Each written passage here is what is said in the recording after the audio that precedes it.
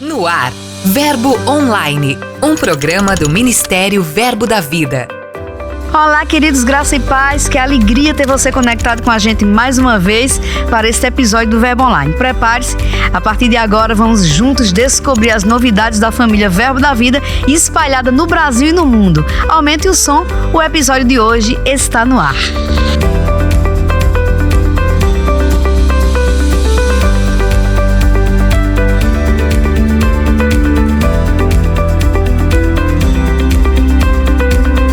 Eu sou a G Monteiro e esse é seu Verbo Online. A gente começa o giro aqui na Paraíba. Uma galera se reuniu para participar da JPN Live, transmitida aqui do auditório do Ministério Verbo da Vida. João Gabriel, Isaac e Ellen Bonetti conduziram a programação com participações especiais, inclusive do nosso apóstolo Guto Emery.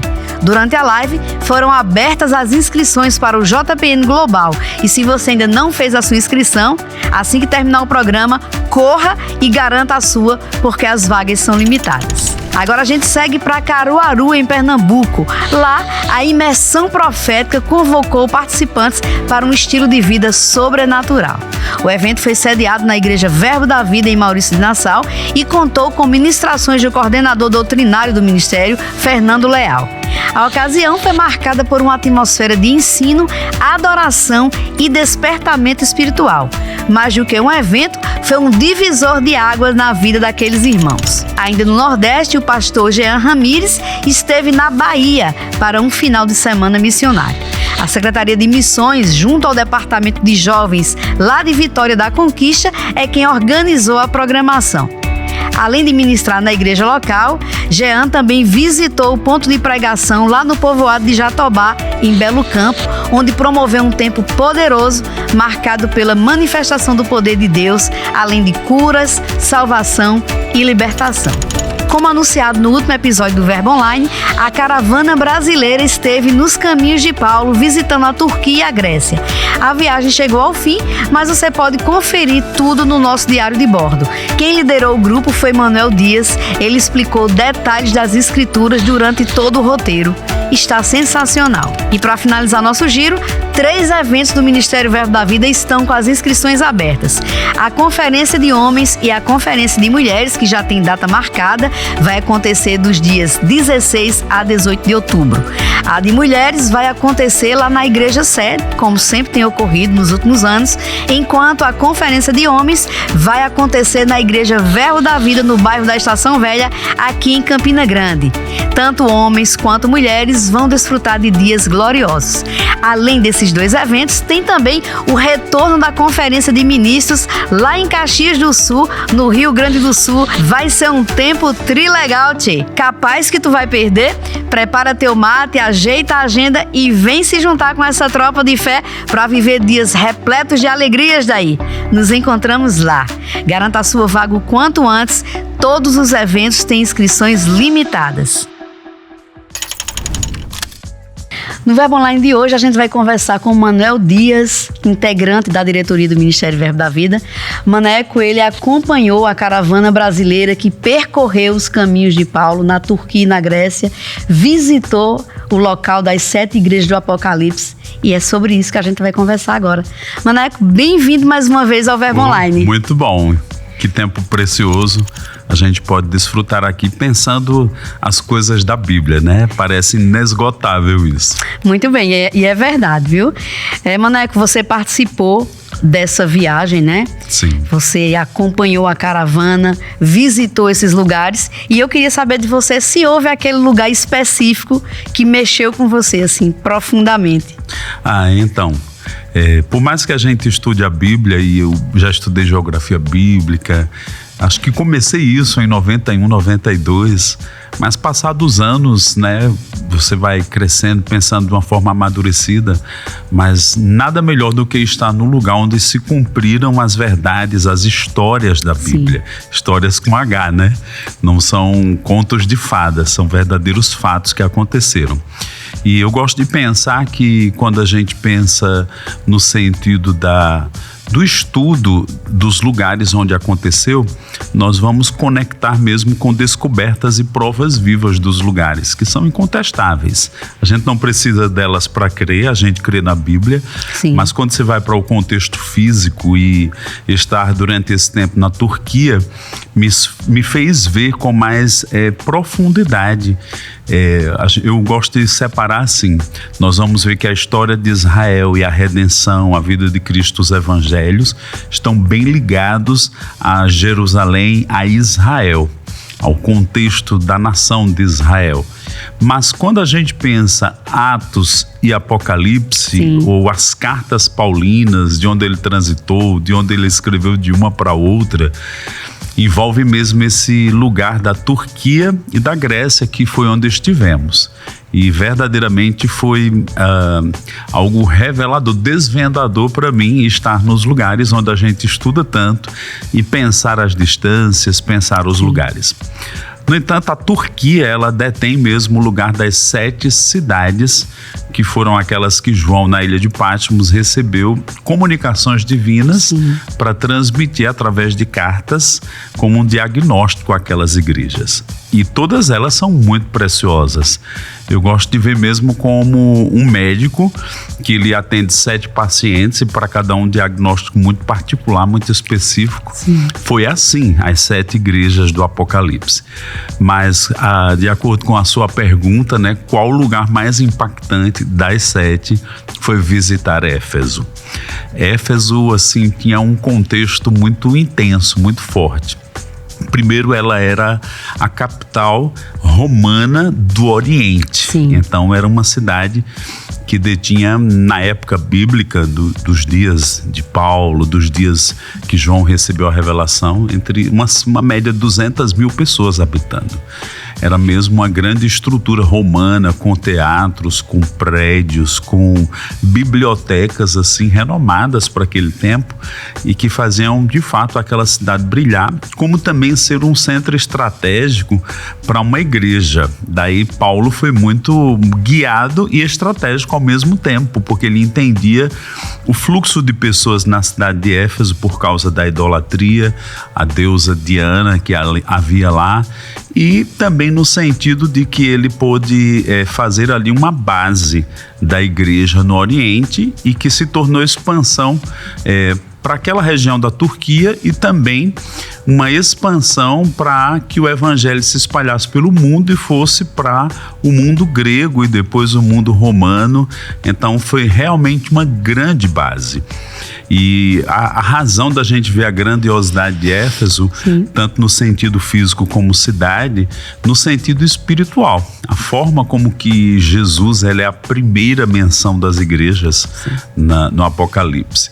Que Jesus, ele comunica aquela igreja pelo desafio cultural que existia lá. Então são mensagens para sustentar, vamos pensar assim, no meio de uma geração pervertida, usando a linguagem bíblica, porque era necessário mesmo que eles fossem sustentados por algo mais forte e superior do que a pressão do mundo. E quando a gente olha a grandiosa carta de Paulo aos Efésios, eu digo que uma das maiores cartas da identidade da igreja, que ainda é muito útil para nós, né? E para a gente da palavra da fé, que enfatizamos nossa posição espiritual em Cristo, está lá em Efésios no capítulo 1, que estamos assentados com Cristo nas regiões celestiais, posicionados com Cristo, ressuscitados. No capítulo 2 diz, nós que ressuscitamos estamos assentados com Ele. Foi uma carta muito preciosa. Sim. E você está na cidade em que um dia uma igreja habitou lá, né? E recebeu essa carta que nos dá identidade para a igreja na face da terra, é um marco, né? São sentimentos do Espírito de Paulo para aquela igreja, de Jesus Cristo ao enviar uma mensagem para aquela igreja, e que reavivam dentro de nós essa consciência das coisas eternas, porque elas não mudaram, mesmo tendo passado aí 1900 anos. Então Éfeso tem esse valor, tem esse destaque, é muito forte estar lá.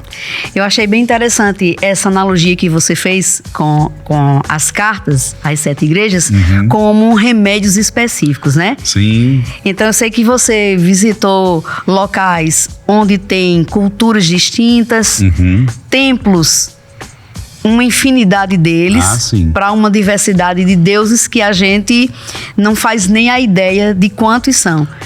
Então, nesse sentido, Maneco, eu gostaria de saber de você se houve assim aquela revelação, assim, você estuda a Bíblia, você conhece geografia da Bíblia, mas se houve aquele momento assim que lançou luz em algum trecho da Bíblia de você fechar o quebra-cabeça, dizer assim, é isso.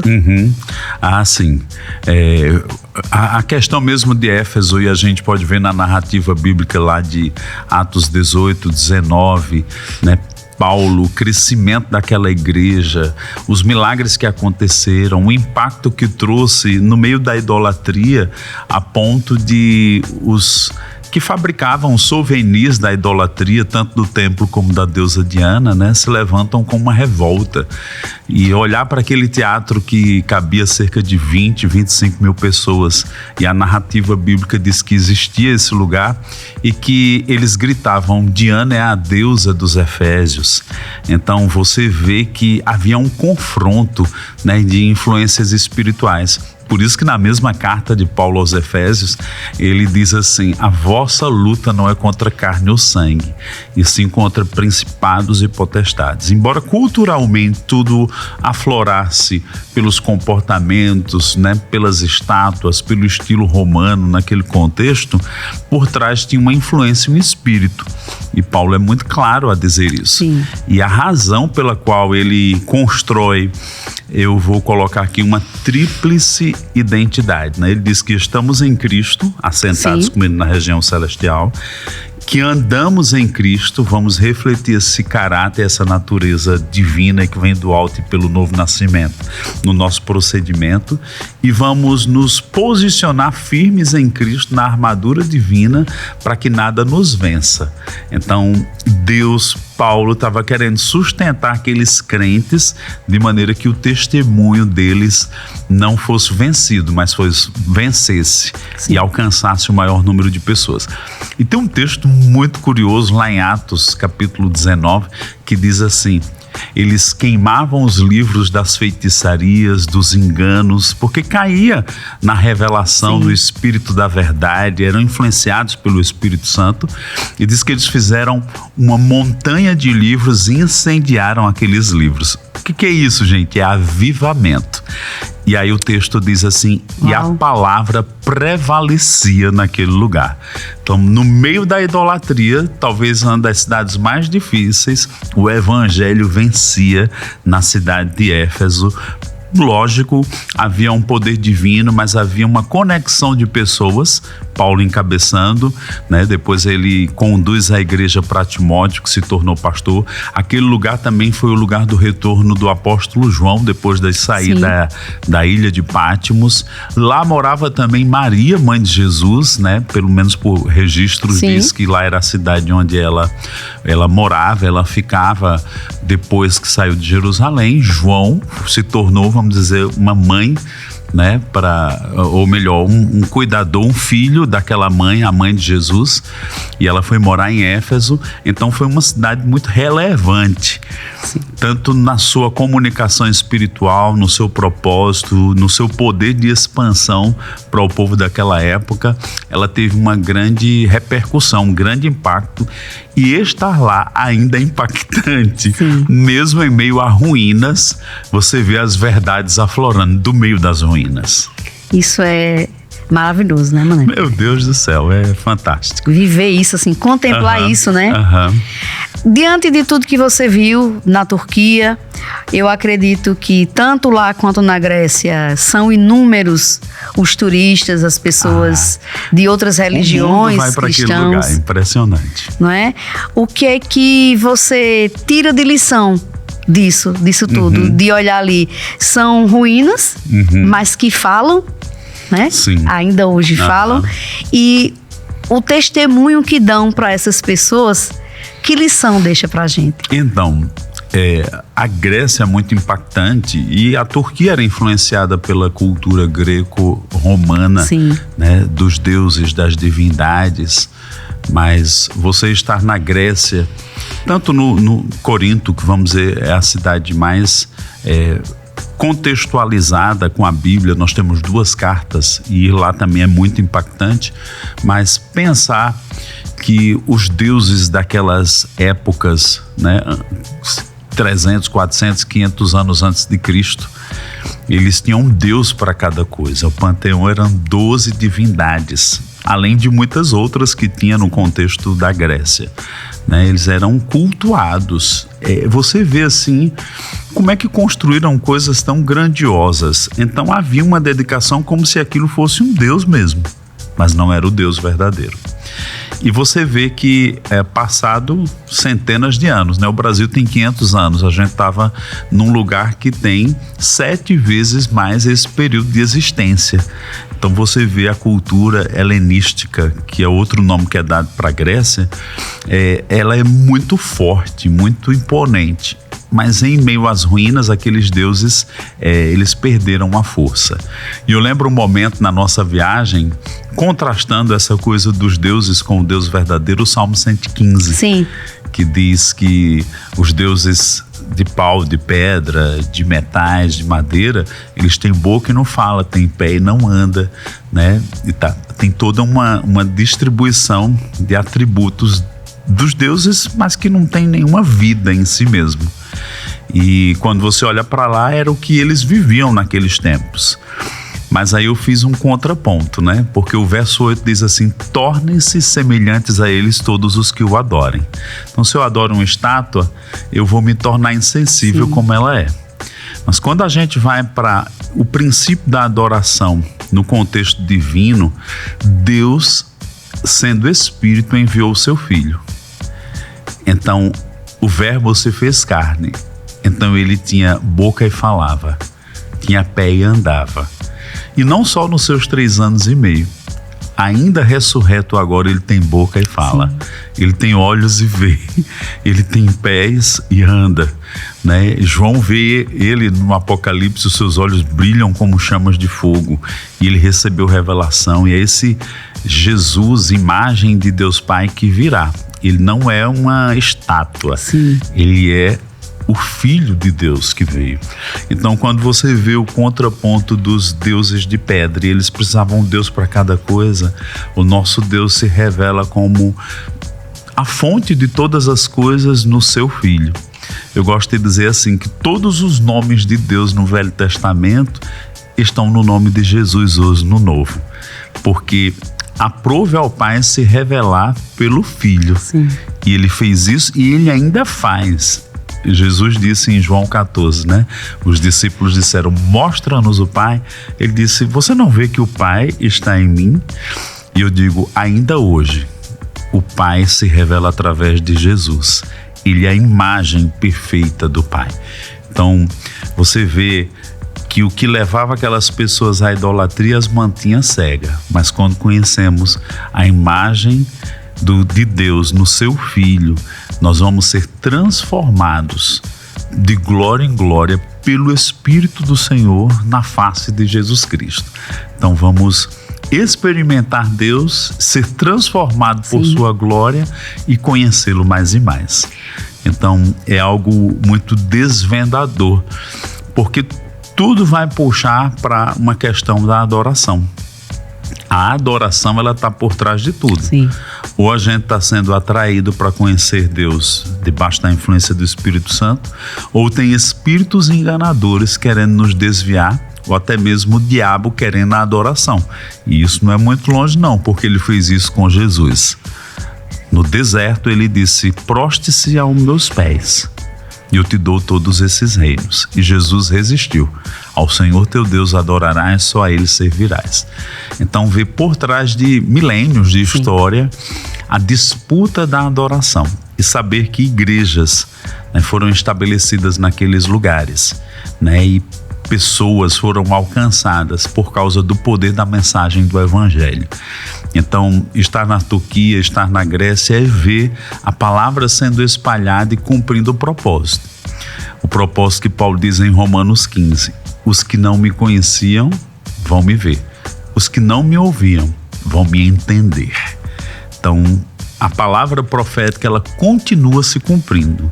Então, entender que precisamos ainda anunciar esse evangelho, você volta de lá entendendo a força da obediência de Paulo e você diz: eu não posso ficar de braço cruzado, né? Olhando para o verbo da vida, nós não podemos ficar parados. Era isso, você até trouxe luz a isso. Eu já ia perguntar, mas como é que se volta de uma viagem dessa? Você volta estimulado, você volta alargado na visão, você volta pensando, né? Paulo alcançou sua geração nos dias que viveu, então eu tenho que alcançar a minha.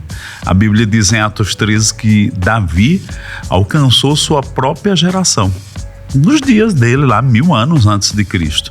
Então isso se ergue dentro de nós. Eu tenho uma responsa, eu tenho uma tarefa, né? E como igreja nós temos uma tarefa, né? Você se sente como aquele que vai levantar outros também para um cumprimento, né, de algo coletivo. A igreja tem uma tarefa coletiva, não só dos missionários, é da igreja. Interessante quando você falou assim que é história com H, né? Porque são histórias que podem mudar a perspectiva de quem contou, de quem narrou ao longo dos anos, mas uma história que não fosse verdadeira, ela não se sustentaria por milênios. Sim. Não é? Como a história de Jesus, dos apóstolos, se sustentam até hoje, né? E você vê a parte arqueológica, coisas sendo escavadas, né? Como, por exemplo, a Ágora em Corinto, né? O Bema, que é o lugar onde pessoas recebiam recompensas, onde tinham decisões judiciais. A Bíblia narra que Paulo teve nesse Bema, então escavações que estão sendo feitas e descobrindo coisas que a Bíblia já tinha dito. Então a gente já crê, mas para quem não crê é a prova de que aquilo existiu e de fato aconteceu. Porque a narrativa bíblica está sendo confirmada por provas incontestáveis. Eu digo que a arqueologia é como a exumação de um defunto para provar algo que está, vamos pensar, numa questão judicial para dizer se é verdade ou não, fato ou não. Que coisa boa, Maneco. Além de vivenciar tudo isso, né? Você é um estudioso e você também teve a oportunidade de ministrar. Uau. Em alguns desses lugares. É verdade. Qual o sentimento, Maneco? Muito forte. De fato, nós somos 31 pessoas e eu mais 10, 11, 12 pessoas já são pregadores, ministros. Eu consegui fazer um rodízio, né? Sim. E nos dividir. A maior parte eu pude ministrar ou dar uma pincelada, mas convidava algumas pessoas para ministrar. E nós temos a professora Shirley, ela é de Mossoró, ela é a tradutora dos nossos livros do Derek Walker de escatologia, então eu sabia que ela tinha noção, então eu pedi para ela ministrar em Éfeso. Tivemos também Marisete, o pastor Amauri, tivemos o pastor Hermínio, o próprio esposo da Shirley, o Juarez e outras pessoas que estavam lá. Foi muito bom nos translados, nos lugares, né? Os comentários. Camila está fazendo uma especialização de arqueologia. Pedi para ela falar da importância disso. Sim. Né? Uns chegam num lugar desse e dizem: mas é só um monte de pedra. Mas se você tem o olhar da arqueologia, você vai dizer: não, isso aqui é documental. Essas pedras falam, né, Maneco? Essas pedras falam. E o lugar mais impactante para mim foi quando eu fui no lugar do Areópago. Sim. Onde Paulo pregou aquele texto grandioso ao Deus desconhecido. E ele fez aquele grande discurso. Então nós fomos no lugar aqui onde fica o Paternon, o ponto mais alto, né, de Atenas, onde aconteceram aqueles fatos. E é curioso que naquelas épocas os filósofos, os estudiosos, as religiões, as vozes iam para aqueles lugares. E Paulo ousou, foi e falou. E pregou sobre o Deus desconhecido. Pregou sobre o Deus que criou o homem, né? Imagina no meio de tantas divindades e ele falar de um Deus invisível, mas real. E falar que ele enviou o seu filho, como diz lá em Atos 17. Então, poder compartilhar com os irmãos essa mensagem naquele lugar, eu acho que levou um tom de eternizou. Nunca mais eu vou esquecer. É aquela, diz assim, zerou a vida, né? Não, isso aqui é aquela fotografia, aquele filme que vão passar os anos, você nunca vai esquecer, né? Falar com as pessoas naquele lugar, falar da ousadia de Paulo, né, no meio de, enquanto os gregos buscam sabedoria, ele estava falando da sabedoria divina, do plano divino, da revelação divina, do amor de Deus ao homem, e ainda advertiu, né, que Deus notifica que todos se arrependam, porque haveremos de prestar contas. Uau. Imagina, enquanto na mentalidade grega, que eles tinham aquele sentimento revelado em 1 Coríntios 15, comamos e bebamos porque amanhã morreremos. Aproveitar hoje as estátuas mostram, né, o culto à beleza que eles tinham, ao prazer, ao usufruir da vida, né, de tudo que a vida oferece, né, e até tudo muito efêmero, né, tudo sim, efêmero. E aí Paulo diz: todos um dia vão ressuscitar para prestar contas com o que fizeram no corpo. E aí ele, lá em Atos 17, lá naquele grande discurso, ele diz assim: vamos prestar contas. Deus notifica que todos se arrependam, porque vamos prestar contas àquele que Deus ressuscitou dentre os mortos. Então foi muita ousadia do apóstolo Paulo, foi muita convicção. Ele entendia o Espírito de Deus para falar por seu intermédio, e nós precisamos nos levantar nessa geração com esse entendimento que temos uma missão, uma mensagem, e precisamos nos render ao Espírito Santo para comunicar as coisas do alto. Maravilhoso, Maneco. Eu sei que essa viagem foi incrível. Acredito que foi uma experiência histórico, geográfica e espiritual. É verdade. Arrebatadora. E assim, poder desfrutar de tudo isso lá também deve ter sido, não, foi bem fantástico. Muito. Pra gente encerrar, uma dica de leitura aí. Então, nós usamos, né? Eu fiz a leitura do livro do Saulo Stan. É um professor nosso, pastor de uma das nossas igrejas em Recife. É Apocalipse e as 7 igrejas. Sim. Né? Me parece que ele está para relançar esse livro de novo, né? Então, compreender a mensagem às 7 igrejas, né, à luz do que podemos aplicar hoje nos nossos dias, é muito importante, porque estamos mesmo caminhando para um fechamento da dispensação da era da igreja, para que venham os dias da tribulação, para que venham os dias do reino milenar, e não devemos ter medo, porque a Bíblia diz que vai ser um reino de paz, justiça, vai ser um reino perfeito. A tribulação serão dias difíceis, mas a Bíblia aponta também que nós vamos ser resgatados, arrebatados. Sim. Então esse livro é muito curioso, é bem contextualizado com o que a gente está falando aqui. Eu indicaria esse livro, ele vale a pena para que a gente possa entender. Também queria indicar o livro magnífico, né, do nosso querido Tony Cook, sim, que fala do Cristo ressurreto, traz um entendimento daquilo que Jesus ele é hoje, e quando a gente olha para João na ilha do Apocalipse, né, vendo Jesus glorificado, nós precisamos de uma visão do Jesus glorificado. Paulo chega a dizer nas suas cartas que ele é o imortal. Então, às vezes a gente até olha o Jesus histórico, morreu na cruz, ele ressuscitou, mas eu preciso de um entendimento dele imortal. Então, o livro do Tony Cook, para esse contexto que estamos falando de Apocalipse, realmente é impactante, eu indico ele de coração. Pois é, viu aí? Anota a sugestão de Maneco, procura uma das nossas livrarias Verbo Shop ou acesse verboshop.com.br e garanta o seu. Maneco, muito obrigada. Muito bom. Valeu muito a nossa conversa, viu? Eu fui muito edificada e eu sei que quem está nos acompanhando também ficou aí já sonhando em participar de uma caravana dessa. Isso mesmo. Muito bom. Um grande abraço. O Verbo Online de hoje vai ficando por aqui, mas em nosso portal tem muito conteúdo para você É só acessar o nosso portal verbodavida.com ou baixar o aplicativo Verbo App. Eu também vou ficando por aqui e declaro um dia abençoado para você. Tenha fé, lembre-se que tudo passa e a graça de Deus nos basta. Eu sou a G Monteiro e esse é seu Verbo Online. Até mais.